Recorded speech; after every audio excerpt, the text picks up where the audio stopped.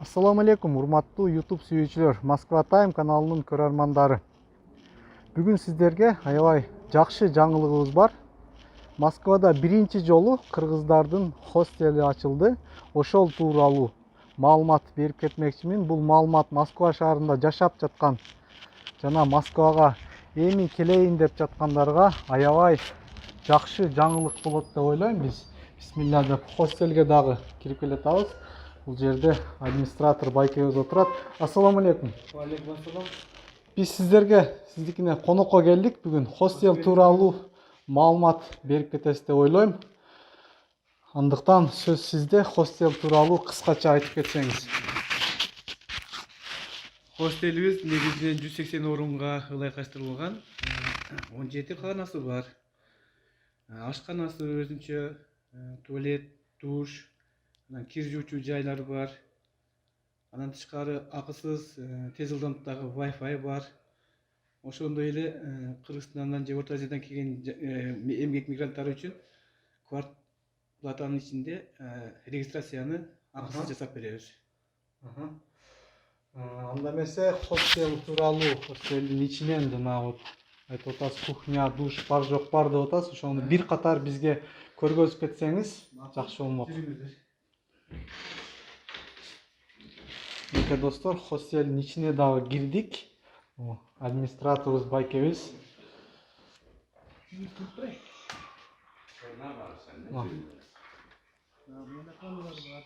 Бул чоң комната экен, канчадан батат? 1, 2, 4, 10 адамга чейин аябай чоң комната экен. Уже жашоочулар эс алып атат бул жерде. Аябай жакшы экен. Эмесе кийинки этаждарды дагы көргөзүңүздөр. Мындай коридорлордо мындай отургучтар эс ала турган 3 шарттары бар экен. Таза, тынч, аябай жакшы жерде. Бул жакта душтар бул жакта го дейм, үчтөбү? Биздин ашканабыз экинчи кабатта жайланган. Музаткычтар. Достор, бул ашкана экен. Ассаламу алейкум. Тамагыңыздар таттуу болсун.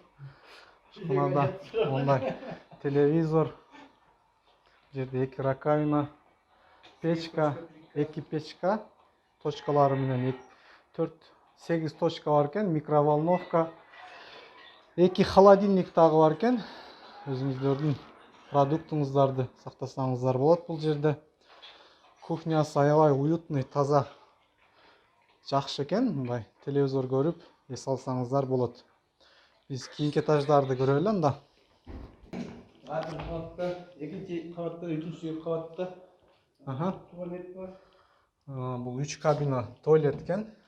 Бул жерде душ бар. Раковиналар, бет жууа турган. Бул жерде душ экен. Бул жерде кириңиздерди жууп, бул жерде кургатсаңыз болот экен. Демесе биз сиздерге 3-чү кабатты дагы көргөзөбүз азыр. 3-чү кабат болду, бул? 3-чү кабатта бул жакта дагы кичинекей комнаталар бар экен. Ачкычыңыз калып кетипти? Байкенин ачкычы калып кетиптир азыр. Ачкычты алып келсе сиздерге көргөзөбүз. Ага чейин биз бул жакты кеңири көргөзүп туралы. Бул душ экен. Душ дагы аябай таза, жакшы.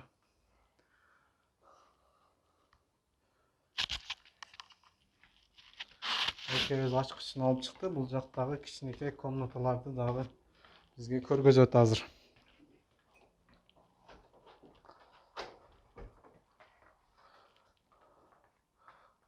Бул жер кичинекей комната экен. 4 кровать бар. Эгер 8 орунду. Эгер кыздар келип жашаса дагы болот, кыздардын комнатасы. 3-чү кабатты аялдар үчүн ылайыкташтырганбыз. Себеби 3-чү кабатта өзүнчө туалет, душ бар. 3-чү кабат кыздар үчүн экен да, ушул кабат, О, кичинекей комнаталар. Мынакей достор, хостелди дагы бир катар көрүп чыктык. Эми байкеден сеналары тууралуу сурайлы. Баасы канча акча төлөп жашаса болот? Байке өзү кеңири түшүндүрүп кетсин бизге. Негізінен біздің хостелге келгендер егерде бір күнден 3 күнге чейин жашаса, күнүнө 500 сомдон төлөшөт, 500 рубльден. Ал эми 4 күндөн 15 күнгө чейин жашаса, 280ден төлөшөт. 16 күндөн 30 күнгө чейин жашаса, 250ден, толук bir ай жашаса 6000.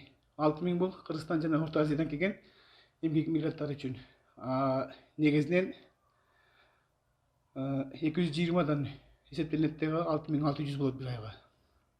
Скидка алып берет экенсиз. 600 плюс 600'ün içinde dostlar eskертip 6000.